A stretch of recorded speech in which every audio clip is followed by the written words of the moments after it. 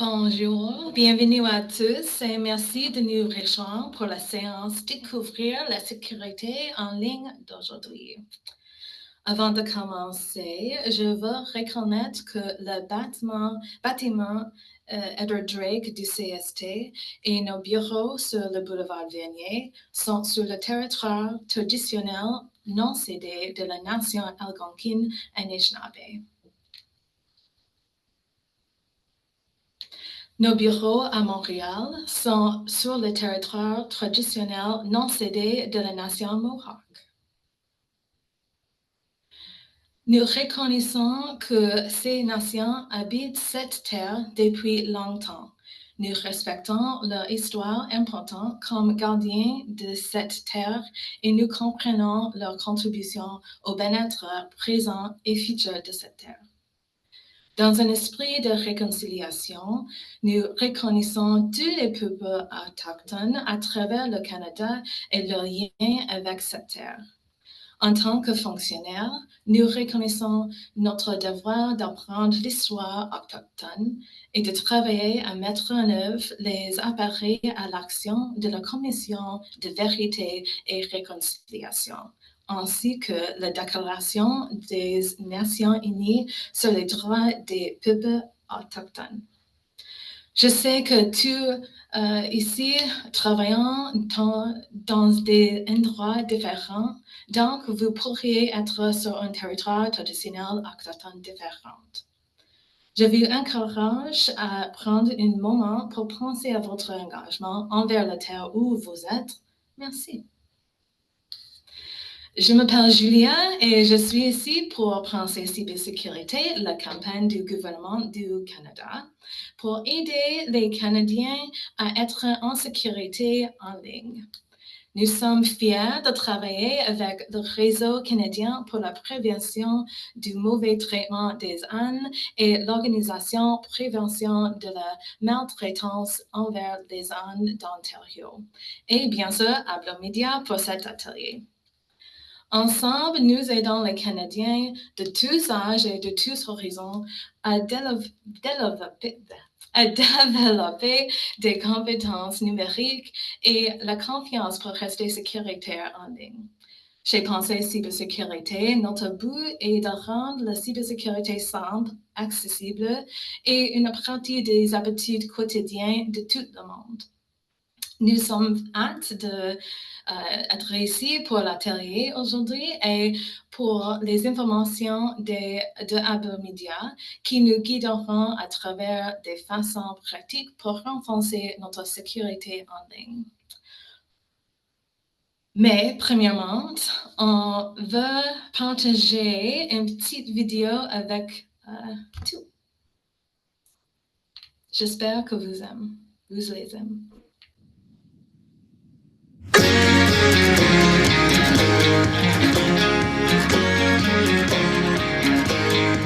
Quand je pense à toutes ces choses que j'ai faites par le passé pour que ma vie branchée ne soit jamais mise en danger, des arnaques évitées, des pièges qui m'ont pas fait flancher, tout a vraiment changé quand je me suis cyber-protégée.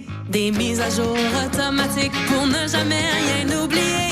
Tous mes comptes, mes appareils, je les ai toujours bien protégés. Bon parfum, c'est encore mieux, c'est important de faire tout ce qu'on peut. L'intelligence artificielle nous surprendra, c'est officiel. Faut pas attendre, faut se cyber-protéger.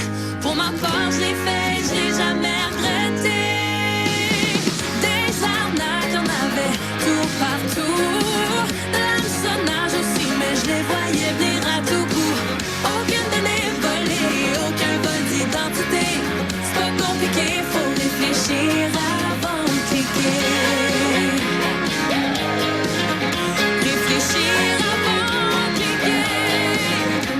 Les années ont passé, je suis fière et je ne regrette rien. Mes réflexes en cybersécurité ont tenu le chemin.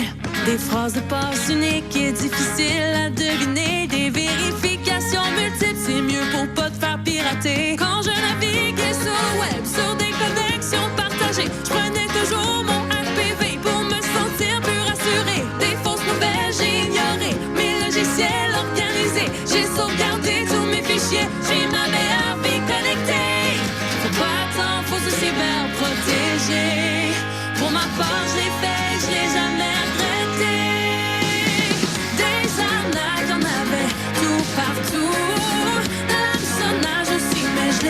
devenir à tout coup. Aucune donnée volée, aucun vol d'identité. C'est pas compliqué, faut réfléchir avant de cliquer. Réfléchir avant de cliquer. Un rançongiciel a tenté de me faire chanter, mais ce sont mes copies qui m'ont sauvée. Je partage tous mes trucs et non, je garde pas tout ça pour moi. Je montre à tout mon monde comment faire et puis pourquoi. Je suis tellement fière d'avoir vu d'avance les cyber-risques et toutes ses conséquences. On peut surfer en toute tranquillité quand on met la sécurité toujours en premier.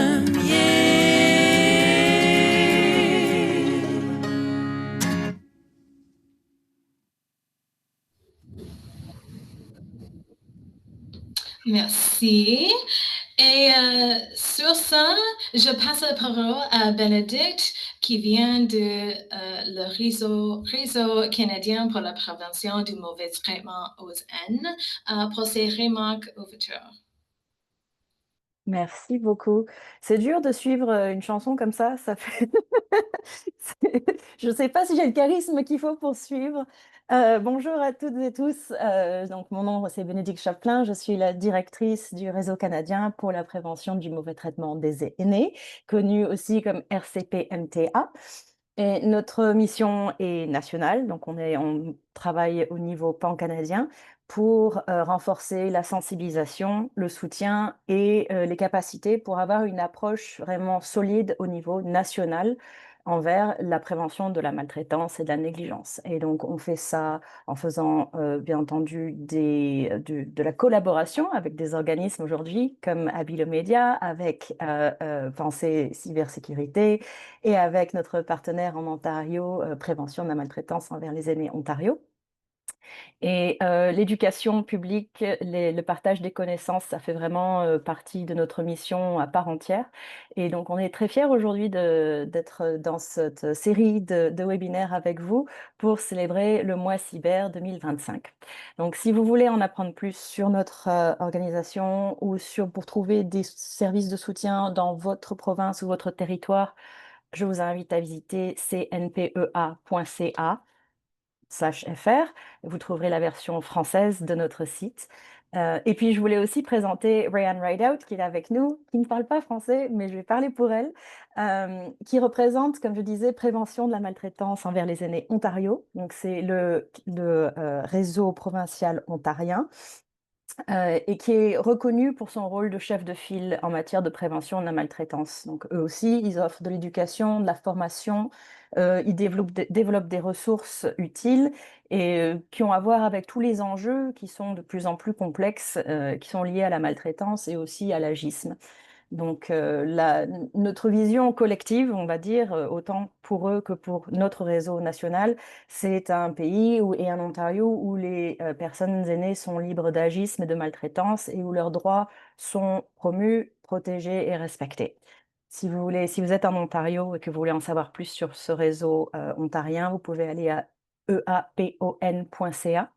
Et je voulais aussi faire juste une petite mention brève. Il y a maintenant, depuis 2 ans, 3 ans, un réseau provincial francophone qui existe. Je crois que sa représentante est en ligne aujourd'hui avec nous. J'ai cru voir passer son nom.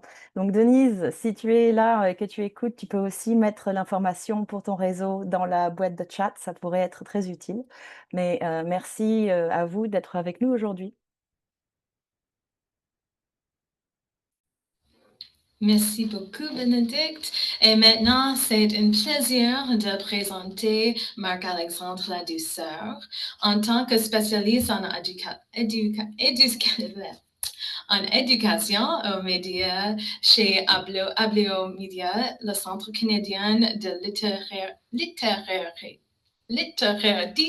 aux médias numériques. Marc-Alexandre développe des ressources pour les éducateurs, les parents et les élèves, et même il aussi fait des activités de relations extérieures afin de promouvoir Ablio-Média.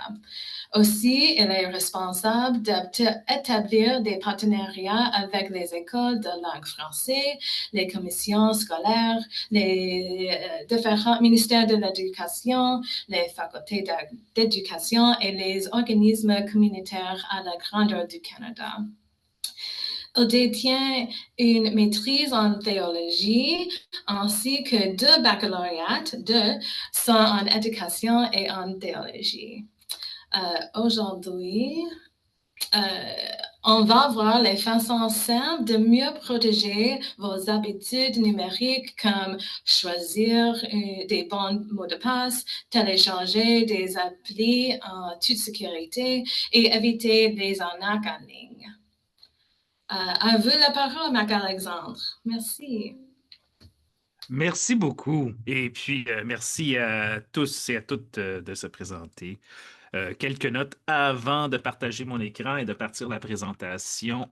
Puisque le format aujourd'hui est webinaire et sera enregistré, ça va me faire plaisir de lire vos questions et d'y répondre autant que je peux. Toujours, j'y répondrai au mieux de mes habiletés et si jamais la réponse est manquante, je vous partagerai des informations pour pouvoir communiquer avec nous pour plus d'informations. Cela étant dit, comme c'est un format webinaire, je vais lire les questions à voix haute afin que les personnes visionnant dans le futur puissent aussi les entendre pour savoir ce à quoi je réponds. Sans plus tarder, je vais partager mon écran et on va partir le webinaire côté Abilomédia. Je sais que le webinaire est déjà parti, on s'entend. On a déjà eu la chance de visionner cette merveilleuse vidéo musicale qui, vraiment, c'est la première fois que je le vois. C'était tellement, tellement bon. OK. L'atelier comme tel, sécurité en ligne, est conçu pour vous présenter certaines compétences jugées essentielles qui vont vous aider à assurer votre sécurité en ligne. On va avoir la fin, mais j'aimerais aussi vous inviter à laisser les commentaires dans la section questions-réponses auxquelles vous avez accès. Si jamais je trouve pertinent de répondre en plein milieu de la présentation, parce que je trouve que ça va directement se relier au sujet que nous discutons, je le ferai. Si jamais je sais que la question se répond un peu plus tard dans la présentation, je prierai d'attendre un peu. Et si je vois que c'est une question qui nous démange par son effet de curiosité, mais que ça n'a pas nécessairement à faire avec la matière actuelle. Je vais juste demander d'attendre jusqu'à la fin, mais c'est certain que je vais adresser la matière qui vous amène ici aujourd'hui. Avant de commencer, je voudrais juste vous inviter à prendre une couple de minutes pour répondre à l'enquête d'évaluation préalable à l'atelier. Ce sont des sondages d'évaluation qui nous aident, l'équipe d'Abilomédia, à mieux comprendre si les ateliers réussissent à soutenir nos connaissances, vos compétences, pardon, et votre confiance dans le domaine numérique. L'enquête est destinée à évaluer le programme, pas les participants. Il n'y a pas de bonne ou de mauvaise réponse en passant. C'est pas grave si vous ne possédez pas les compétences demandées dans l'enquête. Ça va justement, ça nous permet d'aller chercher plus d'informations sur ce qu'il faut pour améliorer ça. Si vous avez le désir de répondre à l'enquête, il suffit juste de scanner le code QR ici avec l'appareil photo de votre téléphone ou de taper l'hyperlien dans le navigateur pour y accéder. Et ce que je vais faire, c'est tout de suite partager cet hyperlien-là dans la boîte de discussion dans le chat. Et je vais l'envoyer à tout le monde. Ah, si le son coupe, je vais voir ici. Excusez-moi si le son coupait, c'est bon qu'on m'alerte tout de suite en partant. Est-ce qu'on peut me faire signe, s'il vous plaît, si c'est déjà mieux ou s'il faut que j'ajuste encore un peu? Je vais continuer de parler, je vais continuer de présenter. Si jamais il y a un problème, s'il te plaît, signalez-le encore dans la boîte de discussion.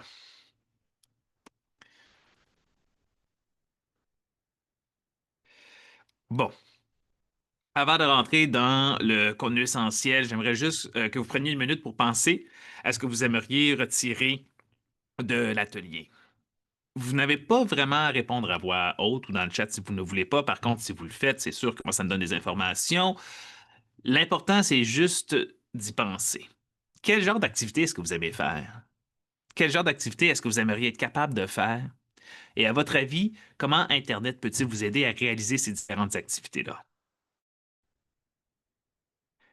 Il n'y a rien de nouveau. Internet facilite grandement les choses, comme regarder la télévision, les films, rester en contact avec ses amis, avec sa famille et trouver des informations importantes. De plus en plus, on ne peut plus utiliser Internet pour accéder aux services du gouvernement.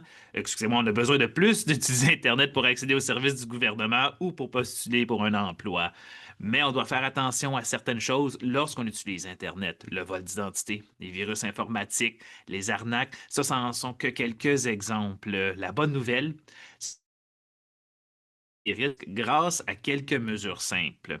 Or, même si les risques se multiplient, les habiletés essentielles viennent nous aider à nous protéger contre la majorité d'entre eux juste par cette pratique-là. À la fin de l'atelier d'aujourd'hui, vous allez être en mesure d'effectuer les choses suivantes, c'est-à-dire créer un mot de passe difficile à deviner et dont vous pourrez vous souvenir aussi. Deux choses qui ont de l'air relativement simples, mais on avoue que quand on pense à une façon de développer un mot de passe difficile à deviner, des fois, il devient tellement complexe qu'on se demande comment est-ce qu'on va faire pour s'en souvenir. Encore une fois, ça se fait assez facilement et je vais vous montrer comment faire étape par étape.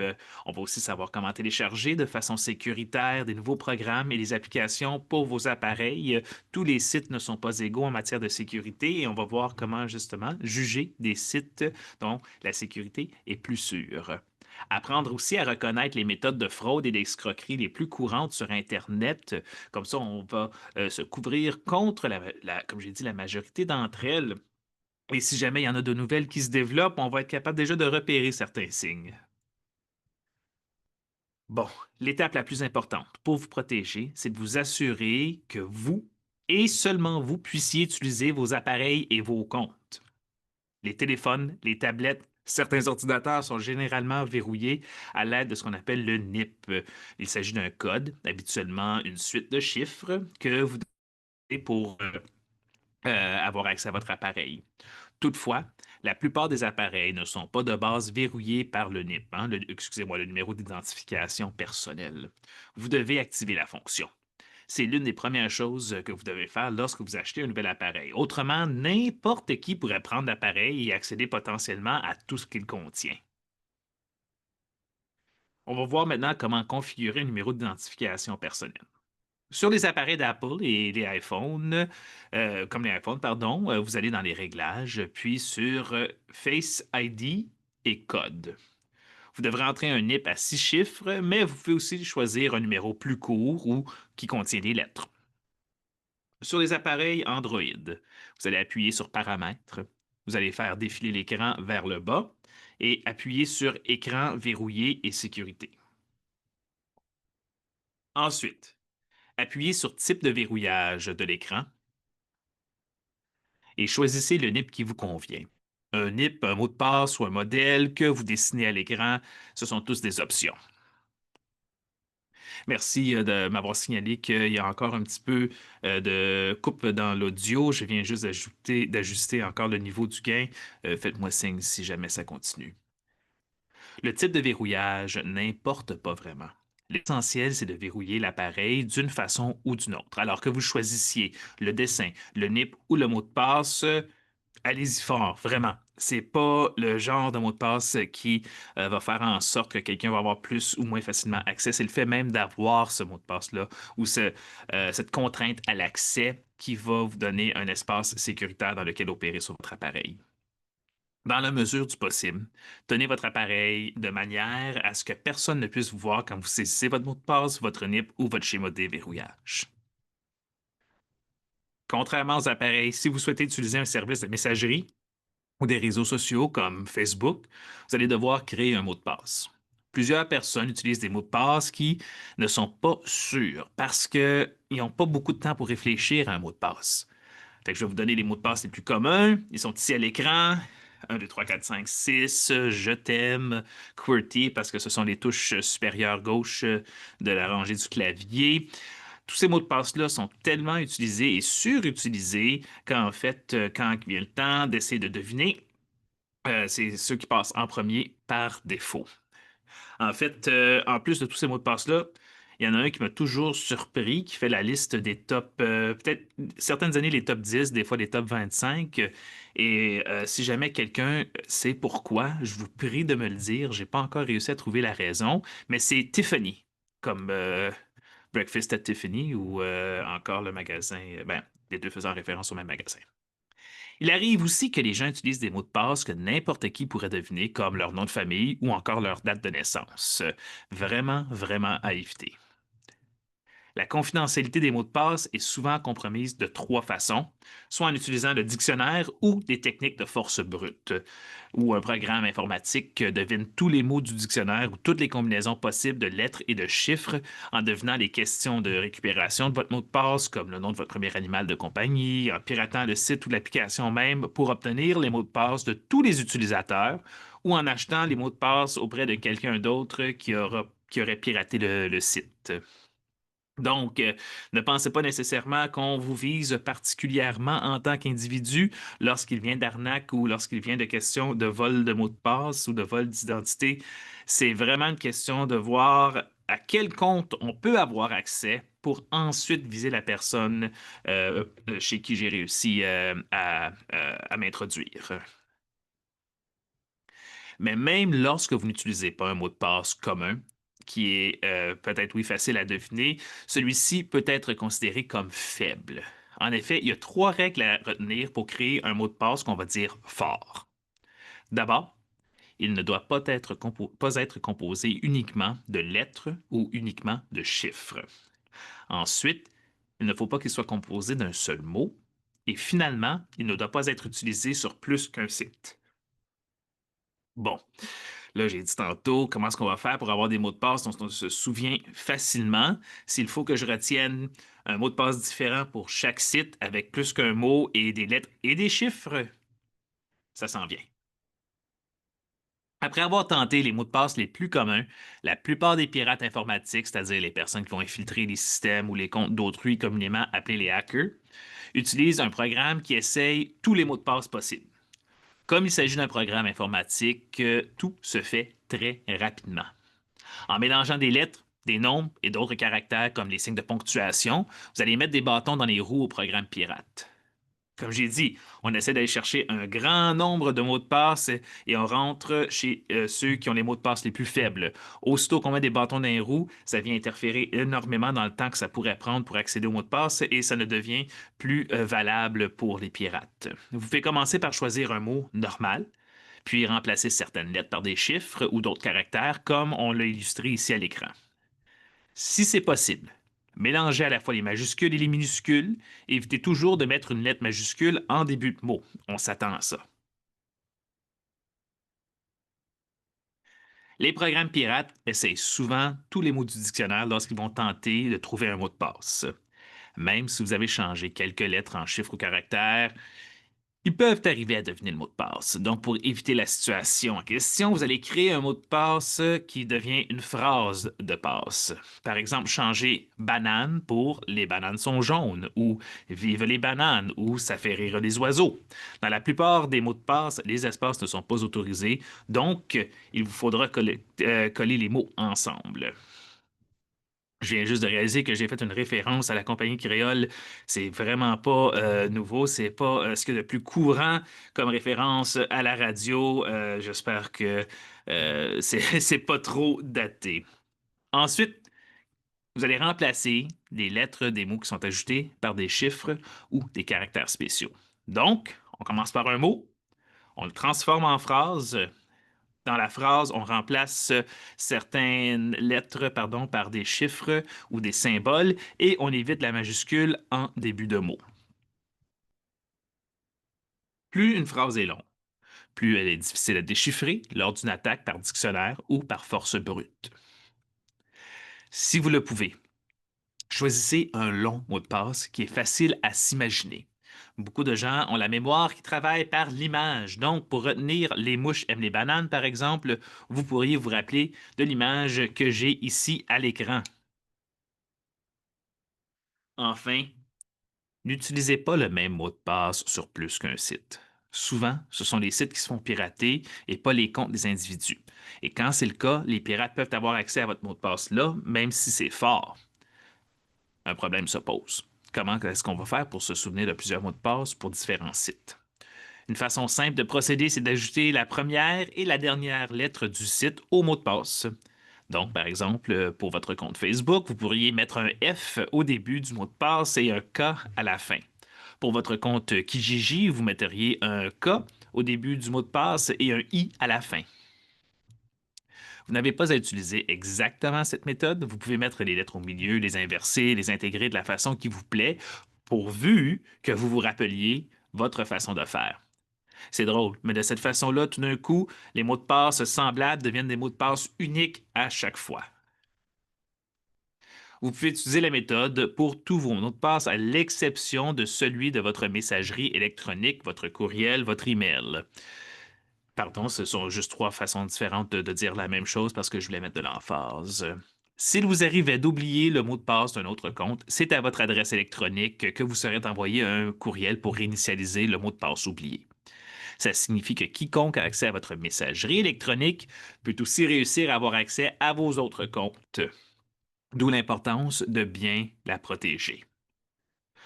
Vous pouvez utiliser la méthode qu'on a vue pour trouver un mot de passe pour votre messagerie, mais assurez-vous qu'il est complètement différent de celui de vos autres comptes. En fin de compte, vous avez juste à vous souvenir de deux mots de passe, celui de votre messagerie électronique et celui qui change légèrement pour chacun de vos autres comptes. Une autre option qui s'offre à vous, c'est d'utiliser un gestionnaire de mots de passe. C'est un programme qui gère vos mots de passe pour différents comptes.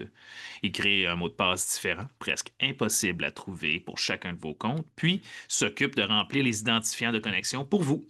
Bitwarden, c'est l'un des gestionnaires de mots de passe les plus populaires qui offre une version gratuite de base. Les gestionnaires de mots de passe peuvent être utiles, mais ils servent aussi uniquement à vous éviter d'avoir à rappeler plusieurs mots de passe différents par site web. Vous devez quand même vous assurer d'avoir un mot de passe fort auprès du gestionnaire de mots de passe parce que quiconque va réussir à se connecter à ce compte-là va avoir accès à tous vos autres comptes. Si vous souhaitez en savoir plus sur les gestionnaires de mots de passe, consultez l'article sur Pensée Cybersécurité. Il suffit d'entrer le lien au bas de l'écran que j'ai ici. Et puis, dans la barre d'adresse de votre navigateur, vous pouvez encore chercher comment choisir le gestionnaire de mots de passe qui vous convient. Je prends une pause, pardon, le temps si on a besoin de taper l'adresse pour ceux qui s'intéresseraient. D'accord. Un court questionnaire pour réviser ce qu'on a appris jusqu'à présent. Quelle est donc la meilleure façon de créer un bon mot de passe? Bon, je vais lire les options. Je sais très bien que vous êtes capable de lire mon écran plus rapidement que je suis capable de le lire à voix haute. Mais encore, ça va nous donner la chance de se les imaginer. Commencer par une phrase, puis remplacer certaines lettres par des chiffres et des symboles. Choisir une série de lettres, de chiffres et de symboles totalement aléatoires. Choisir un mot au hasard dans le dictionnaire. Utilisez un mot dont vous serez le seul à vous souvenir, comme le nom de votre premier animal de compagnie. Je le répète et je pourrais le répéter ad nauseam, la meilleure approche consiste à créer une phrase de plusieurs mots et à remplacer certaines des lettres par des chiffres et des symboles. Ainsi, le mot de passe est difficile à deviner, mais facile à mémoriser. OK. Question numéro 2. Quelle est la meilleure façon de vous souvenir des différents mots de passe pour tous vos comptes? Soit les écrire sur un bout de papier, changer une lettre pour chaque compte, ajouter la première et la dernière lettre du compte au mot de passe, utiliser le nom du compte comme mot de passe. Le plus important, c'est de ne pas utiliser le même mot de passe pour plusieurs comptes. L'ajout de la première et de la dernière lettre du compte, comme F et K pour Facebook, vous permet de rendre votre mot de passe unique et facile à retenir. Je prends un instant pour vous signaler que ça se peut que vous entendiez mon co-hôte, c'est-à-dire mon petit chien, se mettre à japper à cette heure-ci au fur et à mesure qu'il entend des véhicules. Je vous demande pardon si ça devient dérangeant. Je me mettrai en sourdine pour lui dire d'arrêter. Troisième question. Pourquoi devriez-vous utiliser un mot de passe complètement différent pour votre compte de courrier électronique? Parce que c'est là que se trouvent vos informations les plus privées, parce que c'est là que les autres comptes réinitialisent votre mot de passe si vous l'oubliez, parce que la sécurité des mots de passe pardon, la sécurité des comptes de courrier électronique est plus faible, ou parce qu'un mot de passe plus fort vous évitera de recevoir des courriels. En général, lorsque vous oubliez un mot de passe, vous pouvez envoyer une question de récupération à votre adresse électronique, ce qui signifie que quelqu'un qui a accès à votre adresse électronique peut être en mesure d'accéder à un grand nombre de vos autres comptes. Donc, qu'est-ce que fait un gestionnaire de mots de passe? Est-ce qu'il vous aide à vous souvenir de vos mots de passe? Est-ce qu'il peut créer des mots de passe? Est-ce qu'il peut créer et mémoriser des mots de passe forts pour vous? Ou est-ce qu'il peut modifier votre mot de passe tous les mois? Les gestionnaires de mots de passe créent des mots de passe forts pour vous, les mémorisent et les saisissent automatiquement. Bien entendu que vous avez besoin d'un mot de passe pour votre gestionnaire de mots de passe, donc il faut quand même se souvenir de deux mots de passe différents. On va faire une activité maintenant pour essayer de créer des bons mots de passe ensemble. Pensez à un mot et inscrivez-le sur une feuille.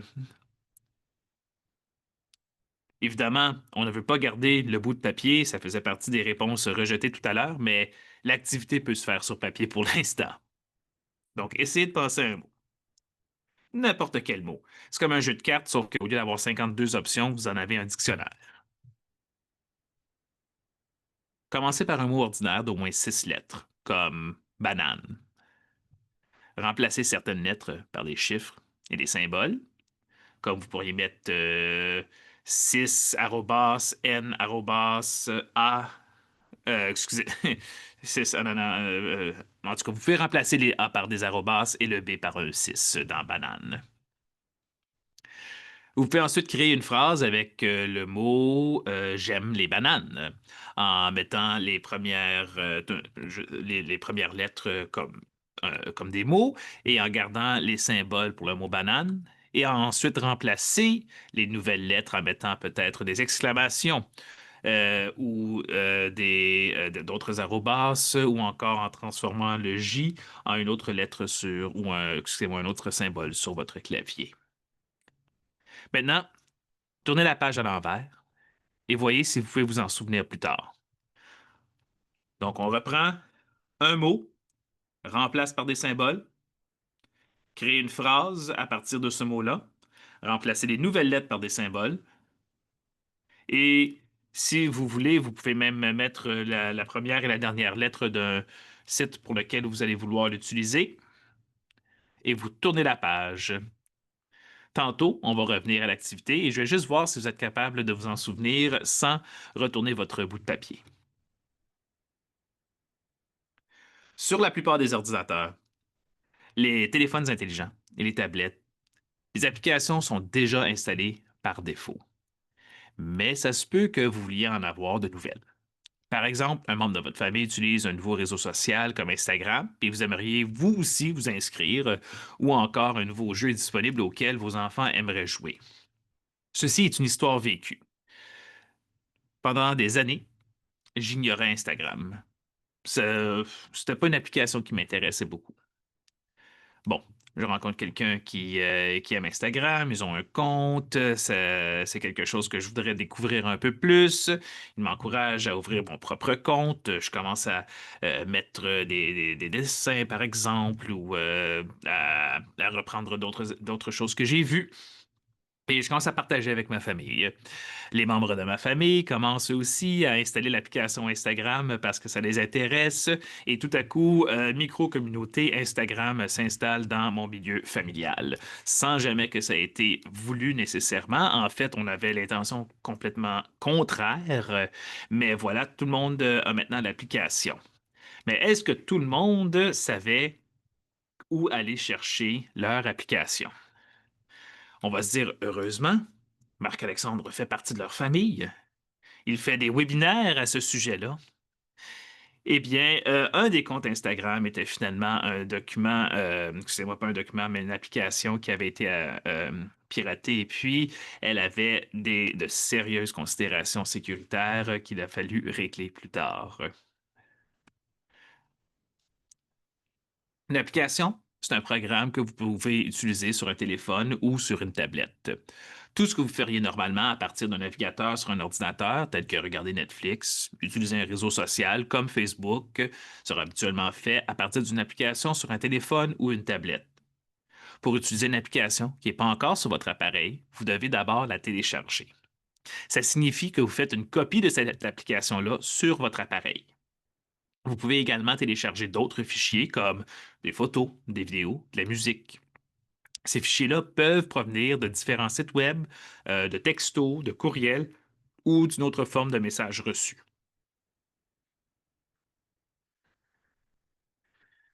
Comme le téléchargement vise à intégrer une nouveauté sur votre ordinateur, il peut se révéler risqué. Si vous téléchargez un fichier qui n'est pas vraiment ce que vous pensez, vous pourriez laisser un programme malveillant s'installer sur votre ordinateur.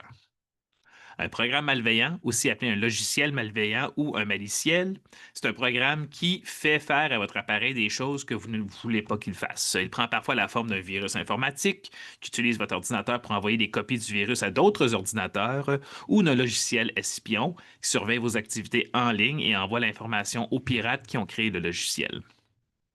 Ils peuvent ainsi avoir accès à votre compte bancaire ou à d'autres comptes en ligne. Pour ne prendre aucun risque, ne téléchargez jamais rien provenant d'un courriel, d'un texto ou une autre forme de message que vous n'avez pas sollicité.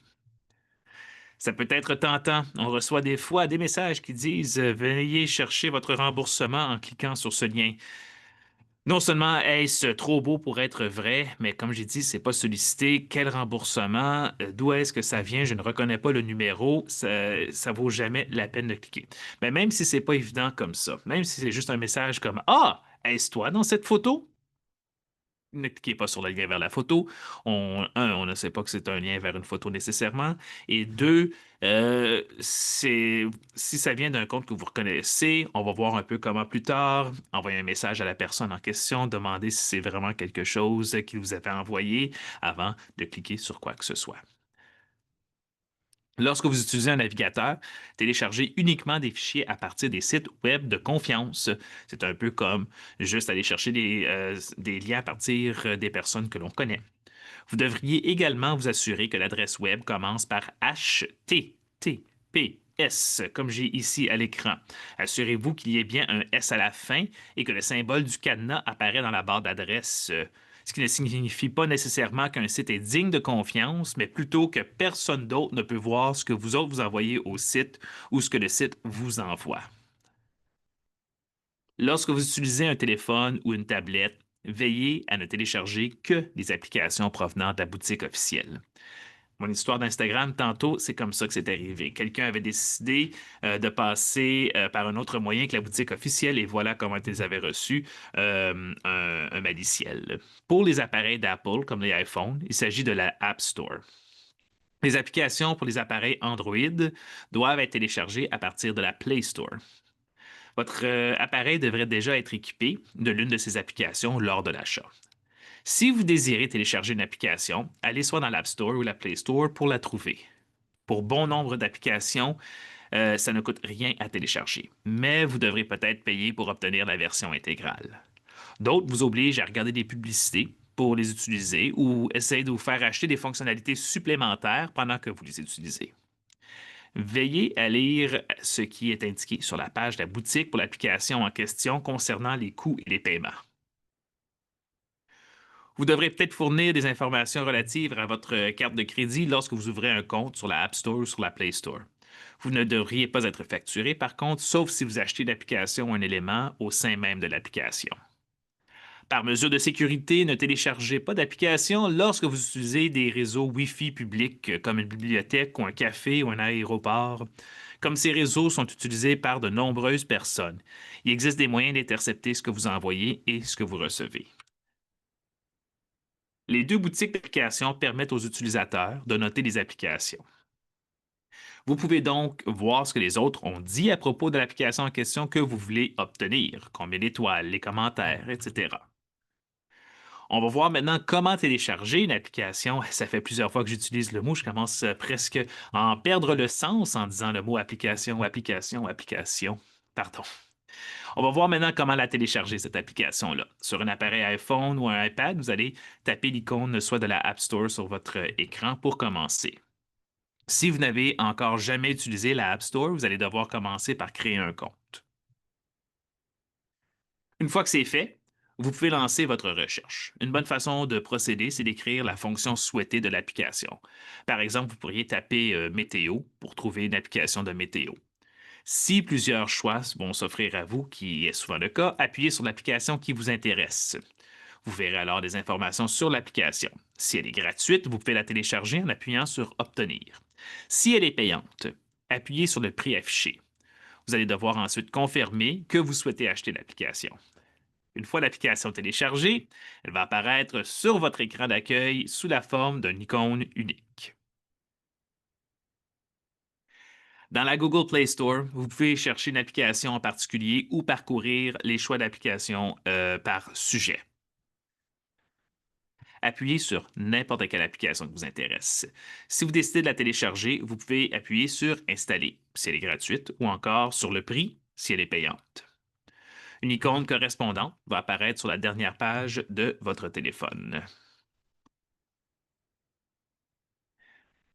Parfait. Je vois ici que dans la barre de discussion, on encourage à ne pas hésiter de poser les questions pendant la session. Je répète le message à voix haute afin que vous puissiez vous sentir vraiment encouragé à le faire, autant par texte que de vive voix.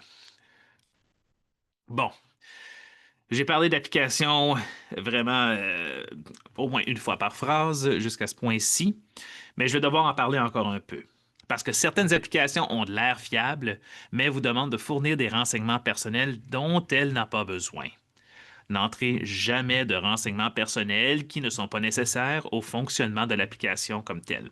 Et désinstallez, retirez toute application qui vous demande une telle chose. Certaines applis ont réellement besoin de connaître un renseignement précis, comme votre emplacement, ou d'avoir accès à certaines fonctionnalités de votre téléphone, comme la caméra. Mais si une application vous demande de la laisser faire quelque chose d'étrange sur votre téléphone sans raison valable, dites non et désinstallez-la. Comme, par exemple, ma caméra ne devrait pas me demander la permission d'avoir accès à ma géolocalisation. Ça serait drôle un peu que pour prendre une photo de moi, elle ait besoin de savoir où je me trouve. Bon, je dis ça, mais si je me souviens bien, les applications photo intégrées maintenant se servent de la géolocalisation afin de nous faire savoir où nous avions pris une photo et de combiner cette information-là pour en faire des albums souvenirs. Mais au moins que ces applications-là sont des applications intégrales aux appareils dès dès le moment qu'on les achète. Pour désinstaller une application sur un appareil Android, appuyez sur l'icône de l'application en question et maintenez votre doigt enfoncé jusqu'à ce que l'option Désinstaller apparaisse. Appuyez sur l'option pour désinstaller l'application. Sur un iPhone, appuyez sur l'icône de l'application concernée et maintenez votre doigt enfoncé jusqu'à ce qu'un X apparaisse dans le coin supérieur gauche de l'icône. Appuyez sur le X, puis sur Supprimer dans la fenêtre qui s'ouvre. OK. Il me semble que c'est beaucoup d'instructions pour dire finalement, pour désinstaller, prendre l'appareil, tenir votre doigt sur l'application que vous souhaitez désinstaller. Il va avoir l'option soit de désinstaller qui va apparaître ou de peser sur le X. D'une façon ou d'une autre, en appuyant sur cette fonction, vous allez désinstaller l'application. Maintenant, sur les iPhones les plus récents, l'option permettant d'effacer une application va apparaître chaque fois que vous touchez et maintenez enfoncé l'icône d'une application. C'est normal, vous allez même voir toutes les icônes comme faisant apparaître un X qui vibre légèrement. Vous n'avez pas besoin de désinstaller toutes les applications, évidemment, juste celles qui vous intéressent. C'est une fonctionnalité pour rendre un petit peu moins demandante chaque étape. Un autre élément à surveiller, c'est la quantité de données utilisées par l'application en question. Les données vous permettent d'utiliser Internet sur votre téléphone intelligent et leur utilisation coûte de l'argent. Si vous utilisez toujours le Wi-Fi, la quantité de données requises n'est pas un problème. Quoique, si vos activités consomment beaucoup de données, comme regarder des vidéos, vous pourriez dépasser la limite de données que votre forfait Internet vous permette. Si vous utilisez les données mobiles, vous en écoulerez lorsque vous téléchargez une application et chaque fois que cette application se mettra à jour, ce qui pourrait ultimement se traduire par des coûts additionnels.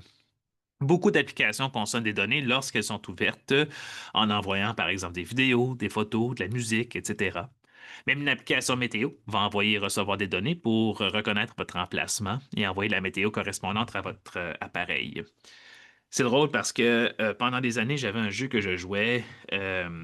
Je crois que ça avait oui, ça avait affaire avec Star Wars, si je me souviens bien. Donc, un de ces jeux passifs, on embarque 2 fois par jour, on clique quelques icônes et on attend au lendemain pour faire continuer la chose. Et puis, bon, je faisais ça à peu près n'importe où, n'importe quand. Et mes forfaits de données étaient toujours dépassés. Je comprenais rien. J'avais limité mes données dans les photos, j'avais limité mes données avec la météo, j'avais vraiment tout fait pour réduire autant que possible mes données. Mais les mises à jour du jeu étaient si larges qu'à chaque fois que j'embarquais, elle téléchargeait une nouvelle mise à jour et prenait une portion énorme de mes données juste pour installer les dernières informations. J'ai vite appris à ne m'en servir que sur Wi-Fi.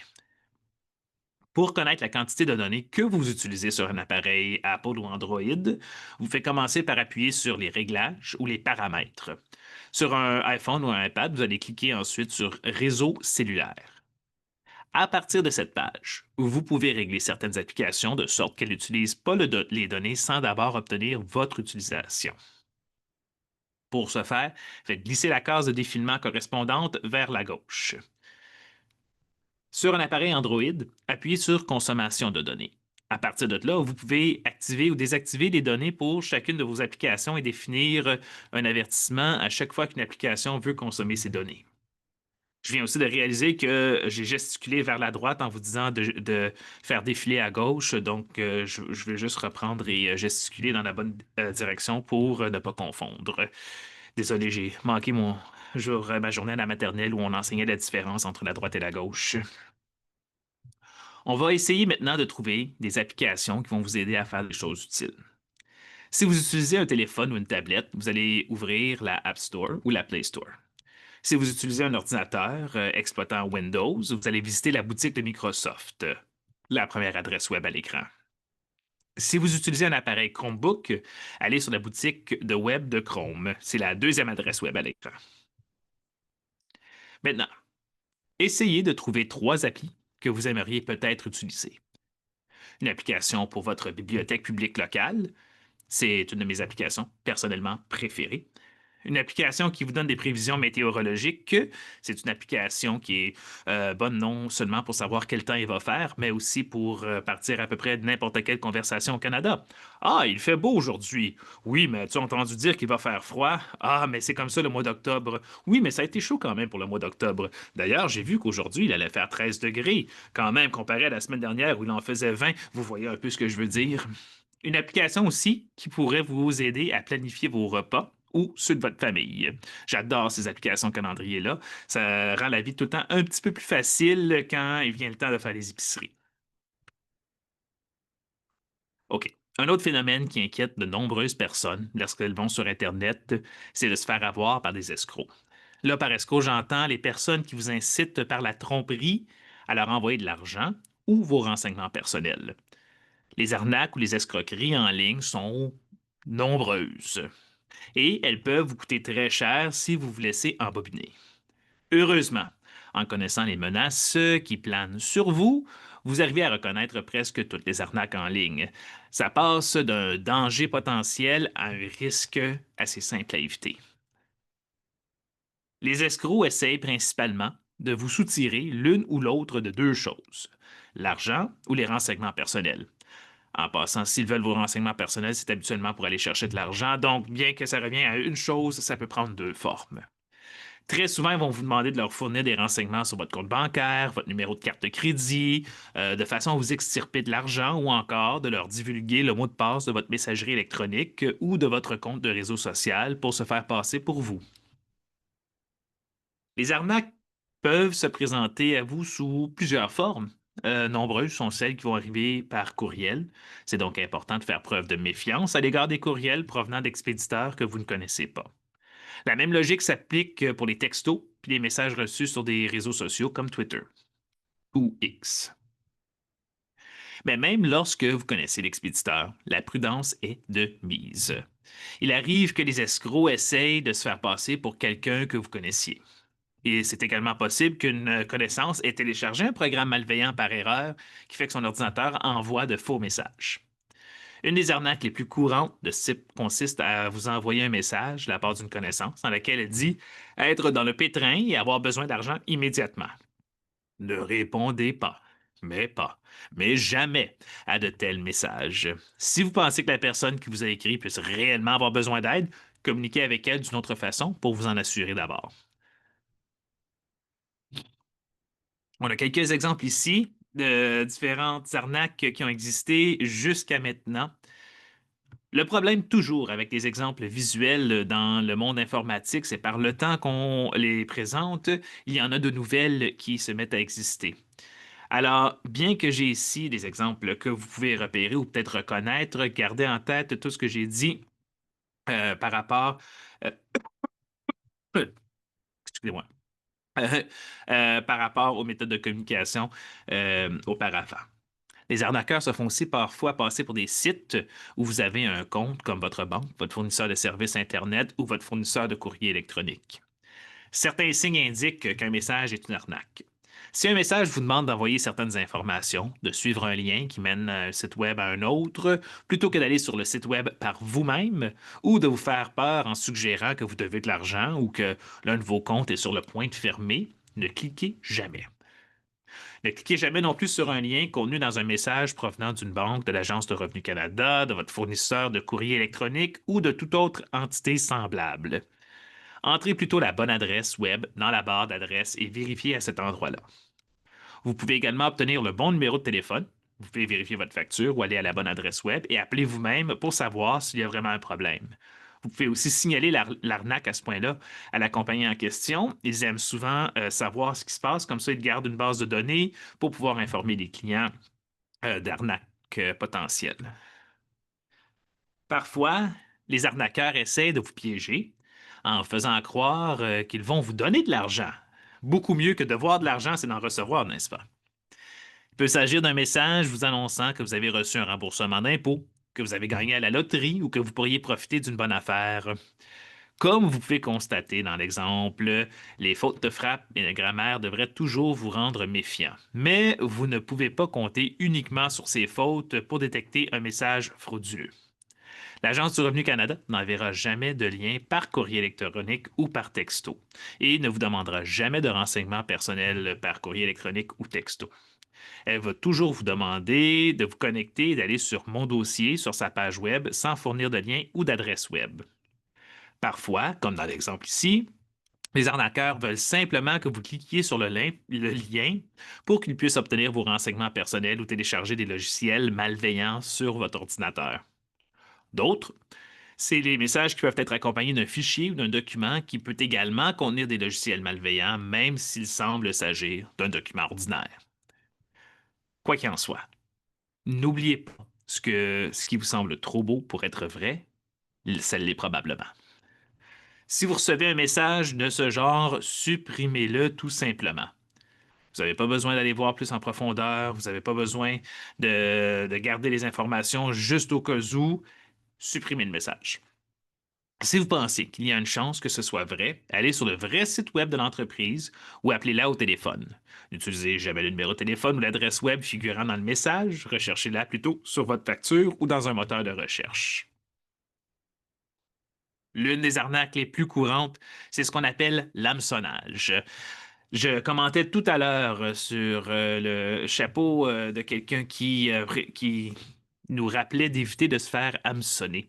Je trouvais que l'image était tellement bonne et tellement forte et j'ai dit, si on était capable d'avoir de l'imagerie comme ça régulièrement, la métaphore, elle était quasiment inutile parce que le rappel était tellement efficace. OK. Les escrocs essayent de vous amener à leur envoyer des renseignements au sujet de votre compte bancaire ou d'autres comptes. Voici un exemple de tentative d'hameçonnage récente. Une page web s'ouvre sans que vous n'ayez cliqué sur quoi que ce soit.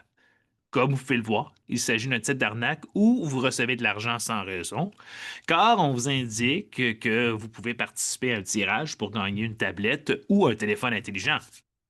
Ouh, c'est goûteux, n'est-ce pas? Si vous n'êtes pas un client de Rogers, alors vous pourrez peut-être être sûr qu'il s'agit d'une arnaque, mais qu'est-ce qui arrive si vous l'êtes?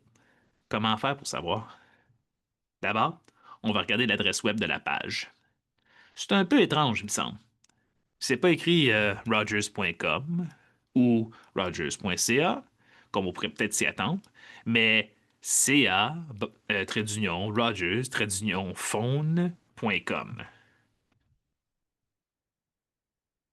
Si vous voulez en avoir le cœur net, vous pouvez aller sur Google et faire une recherche pour trouver le site web de Rogers ou vérifier l'adresse web qui apparaît sur le nouveau facture. Vous constaterez que la véritable adresse est rogers.com et pas celle qui apparaît en haut de la page. Si vous vous rendez sur le vrai site de Rogers, vous allez voir qu'il n'y a aucune mention d'un concours. Rappelez-vous que sur Internet, c'est facile de créer un faux site web qui ressemble au vrai, mais que c'est beaucoup plus difficile de falsifier une adresse web. Une autre méthode pour vérifier l'authenticité du message, c'est de faire une recherche à propos de ce qui vous est promis. Donc, si on fait une recherche sur Google au sujet de Rogers et le programme de récompense, en anglais le Reward Program qui était apparu dans l'arnaque, le premier résultat qui apparaît, c'est un article indiquant qu'il s'agit d'une arnaque. Vous vous souvenez tantôt quand j'avais dit que les compagnies aiment ça quand on rapporte des arnaques? Voici une des raisons pourquoi. Si on fait la même recherche en ajoutant le mot scam ou arnaque, il va être encore plus clair qu'il s'agit bel et bien d'arnaque. Si on clique sur l'un des liens qui apparaissent, on va voir apparaître un message de Rogers qui nous met en garde contre l'arnaque en question, avec même une image comme exemple. OK. Un autre type d'arnaque qui est pas directement, qui n'a pas directement trait à l'argent, c'est ce qu'on appelle le vol d'identité. On parle de vol d'identité lorsqu'une personne prétend être vous pour ouvrir des comptes en ligne et prendre votre carte de crédit à votre nom. Généralement, si vous êtes victime d'un vol d'identité, c'est parce que vous avez communiqué suffisamment de renseignements à votre sujet pour permettre aux escrocs qui recueillent ce genre d'informations de se faire passer pour vous. Pour éviter que ça se produise, ne communiquez jamais les renseignements suivants dans les espaces publics en ligne comme dans une publication sur un réseau social. Votre nom complet, y compris votre deuxième prénom si vous en avez un, votre date de naissance complète, y compris l'année, votre numéro d'assurance sociale, le nom de jeune fille de votre mère, il arrive souvent que l'information serve de question de sécurité, votre numéro de carte de crédit, votre numéro de permis de conduire ou de passeport. J'essaie de penser à d'autres exemples comme ça. Ah oui, la marque de la première voiture. En tout cas, quand on vous demande des questions dans vos publications comme ça, on peut tout de suite se douter qu'il y a quelque chose de trompeur là-dedans. OK, un autre quiz, un petit questionnaire pour réviser ce qu'on a appris dans la dernière section. Quel est le meilleur moyen de s'assurer qu'une application est légitime? Elle a reçu une bonne note des utilisateurs. Elle est approuvée par le Bureau d'éthique commerciale. Elle figure dans la App ou la Play Store. Une recherche dans Google sur l'application ne donne aucun résultat négatif. C'est vraiment la manière la plus facile, c'est de vérifier dans la App ou la Play Store. Si elle y figure, elle a passé par les critères de sécurité nécessaires établis par Android ou par Apple pour que vous puissiez la télécharger. Les applications légitimes devraient se trouver dans la App Store pour un iPhone ou la Play Store pour un appareil Android. Dans quelles circonstances les applications peuvent-elles vous coûter de l'argent? Elles coûtent de l'argent pour les acheter. Elles offrent des achats intégrés. Elles peuvent utiliser beaucoup de données. Toutes ces réponses. Vous savez, quand j'étais au secondaire, j'ai rapidement appris que j'avais un prof qui aimait beaucoup mettre toutes ses réponses quand c'était la... Et c'est le cas ici. Dans les 3 cas, les applications peuvent vous coûter de l'argent. Qu'est-ce que l'hameçonnage? Et là, on peut vraiment se faire une image d'un hameçon qui va à la pêche pour aller chercher quelque chose, n'est-ce pas? Des personnes qui essaient de vous inciter à envoyer de l'argent, des personnes qui essaient d'accéder à votre compte bancaire ou à votre carte de crédit, quelqu'un qui se fait passer pour vous, ou quelqu'un qui essaie de vous vendre quelque chose qui n'est pas réel. L'hameçonnage est une arnaque par laquelle une personne tente d'accéder à vos comptes bancaires ou cartes de crédit, généralement en obtenant vos renseignements personnels ou en vous incitant à vous connecter à un faux site Web. Quel indice pourrait indiquer qu'un texto ou courriel est une arnaque? L'adresse courriel ou Web n'est pas l'adresse habituelle de l'entreprise. Quelqu'un vous annonce que vous avez obtenu quelque chose sans rien attendre en échange. Quelqu'un vous demande de suivre un lien plutôt que vous connecter au site Web habituel, ou toutes ces réponses. Bon, c'est sûr que je vous ai donné un truc maintenant pour savoir quand apparaissent toutes ces réponses, mais entendons-nous que si c'est le cas, on veut vraiment toutes les retenir dans ce cas-ci. Toutes les réponses sont des indices qui indiquent qu'un texto ou un courriel est une arnaque et qu'il faut l'éviter et la supprimer à tout prix. Pardon, tout prix, c'est un peu un jeu de mots parce qu'on parlait d'hameçonnage et je me suis trouvé drôle. On va examiner maintenant la feuille d'exercice, repérer les indices d'une arnaque. OK. L'expéditeur n'utilise pas votre nom. Le message est envoyé à la mauvaise adresse électronique. L'expéditeur n'a pas la bonne adresse électronique. Parfois, l'adresse peut sembler correcte, mais si vous la survolez avec votre souris, vous allez voir qu'elle est différente. Je continue. L'expéditeur veut que vous ouvriez une pièce jointe ou téléchargiez un fichier. Il veut que vous suiviez un lien pour vous connecter. L'expéditeur veut que vous lui envoyiez votre identifiant ou vos renseignements personnels. Ou encore, il veut vous faire peur pour que vous fassiez quelque chose immédiatement. On va voir maintenant si on peut repérer les indices dévoilant que ce courriel ici est une arnaque. Si vous voulez faire part de vos conclusions, vous êtes les bienvenus. Si vous avez encore des questions aussi, n'hésitez pas à les poser. D'abord, vous pouvez voir que le courriel est conçu pour vous faire croire que votre abonnement est sur le point d'être annulé. C'est un indice qui n'est pas une certitude en soi. L'entreprise vous enverrait un courriel si c'était le cas d'ailleurs. Mais c'est une raison de se méfier, surtout si vous n'avez aucune raison de penser qu'il y a un problème. Ensuite, on va regarder l'adresse de l'expéditeur. Un courriel de Netflix doit provenir d'une adresse qui se termine par netflix.com, il me semble en tout cas. Pas juste moi, mais aussi Netflix comme tel préfère que leurs adresses finissent par netflix.com pour qu'ils puissent être reconnus facilement. Celle-ci, par contre, provenant de l'adresse info@xambi.com, ressemble à une arnaque. Enfin, vous pouvez voir le gros bouton Renouveler l'abonnement sur lequel l'expéditeur veut que vous cliquiez. Le bouton ne vous mènera pas sur le site web de Netflix, mais sur un site web qui veut obtenir vos informations de carte de crédit. OK. Vous avez créé un mot de passe un peu plus tôt et je voudrais qu'on prenne un moment maintenant pour voir si on est capable de s'en souvenir. Même que si vous voulez vraiment tester votre habileté, prenez un instant pour l'écrire sur l'envers de votre feuille. Sinon, essayez au moins de vous le dire à voix haute, lettre par lettre, symbole par symbole. Je continue de parler un petit peu pour prendre le temps de vous laisser faire l'activité, pour qu'il n'y ait pas trop de temps mort. Et maintenant, je vous invite à tourner la feuille pour vérifier si vous avez la bonne réponse. Est-ce qu'on était proche? Est-ce qu'on était en plein dessus? Est-ce que ça vaudrait la peine de le pratiquer encore pour essayer de s'en souvenir, sachant que c'est un mot de passe fort qui vaut la peine d'être utilisé? Bon, l'une des raisons les plus souvent évoquées pour justifier le refus d'utiliser Internet, c'est la peur qu'il y ait quelque chose qui tourne mal. La bonne nouvelle, c'est que c'est assez facile de corriger les erreurs de la plupart du temps. Sur les téléphones et les tablettes, vous pouvez généralement quitter l'application sans avoir à la fermer.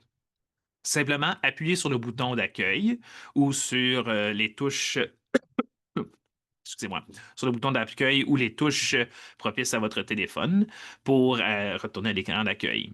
Si vous voulez fermer une application sur un iPhone ou un iPad, appuyez 2 fois sur le bouton d'accueil, puis avec votre doigt, faites défiler l'application que vous voulez fermer vers le haut. Vous pouvez aussi utiliser le mouvement de pincer les doigts sur votre écran afin de faire paraître le défilé des applications présentement ouvertes et défiler vers le haut celles que vous voulez fermer. Sur un appareil Android, appuyez sur le symbole de carré à droite du bouton d'accueil, puis faites défiler l'application vers le côté. Il faut la faire défiler parfois à droite, parfois à gauche, dépendant de l'appareil. Si vous ne faites pas ça, les applications ne se ferment pas complètement. Elles continuent de fonctionner en arrière-plan ou en mode veille et ça peut prendre de la batterie, des données, etc. Donc, prenez l'habitude de les fermer lorsque vous avez fini de les utiliser.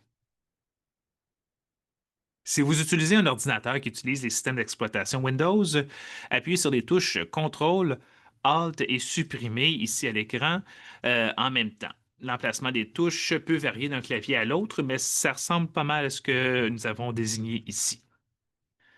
Ça va ouvrir le gestionnaire de tâches ou une fenêtre où il va y avoir l'option de sélectionner gestionnaire de tâches. Cliquez sur le programme que vous souhaitez fermer, puis sur Fin de tâche.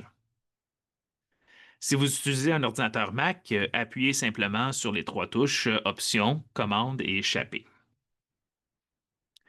Si vous avez un problème récurrent, vous pouvez communiquer avec le service de soutien de votre appareil. J'ai les adresses web ici pour les appareils les plus utilisés. Je vais y revenir un instant, en fait, juste au cas où qu'on veuille les noter et que j'ai passé trop rapidement.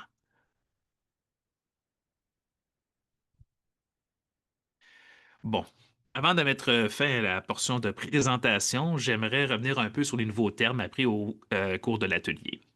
Une application, je l'ai utilisé assez souvent ce mot-là aujourd'hui, c'est un programme sur un appareil mobile comme un téléphone ou une tablette qui vous permet d'effectuer une tâche en particulier.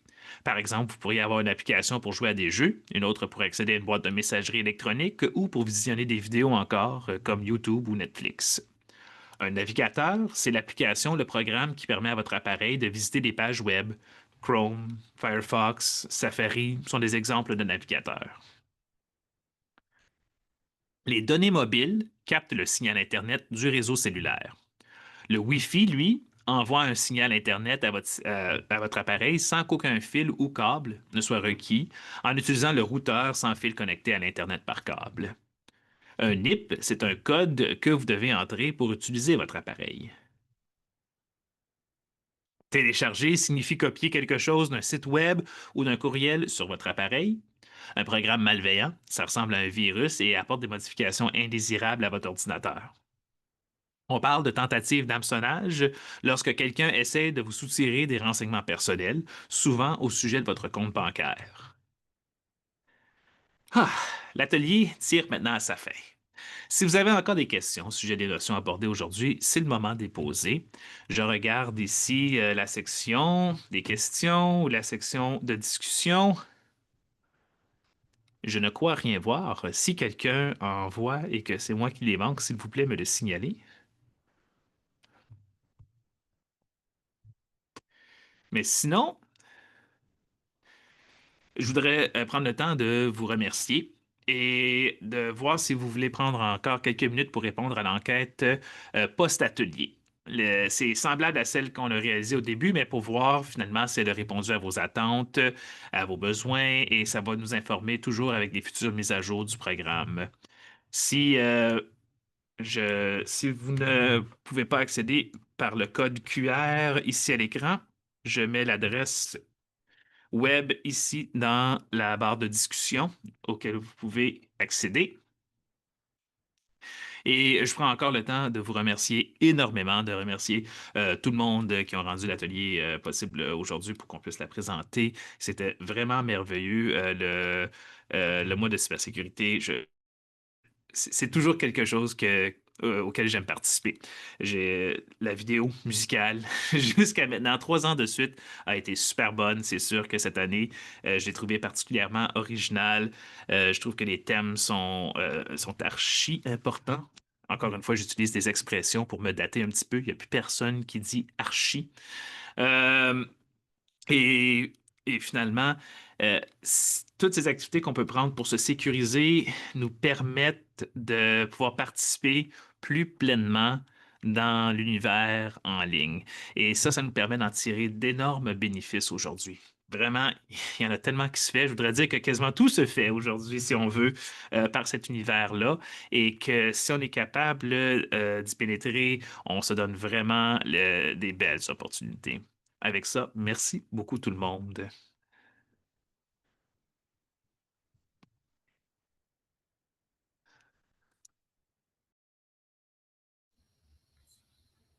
Merci beaucoup, Marc-André, pour cette présentation pleine d'informations et à tout pour être ici aujourd'hui. Nous espérons que l'atelier d'aujourd'hui vous a aidé à vous sentir confiante pour adopter les meilleures habitudes numériques, un petit pas à la fois. Vous pouvez trouver plus d'informations et de conseils sur notre site web pensezcybersécurité.ca, comme Sierra a mentionné. Nous vous encourageons aussi à nous suivre sur les réseaux sociaux pour des nouvelles sur les prochains ateliers et des conseils pratiques pour la sécurité en ligne. Donc, merci encore d'être été avec nous aujourd'hui. Restez prudents, restez en cybersécurité et passez une bonne journée.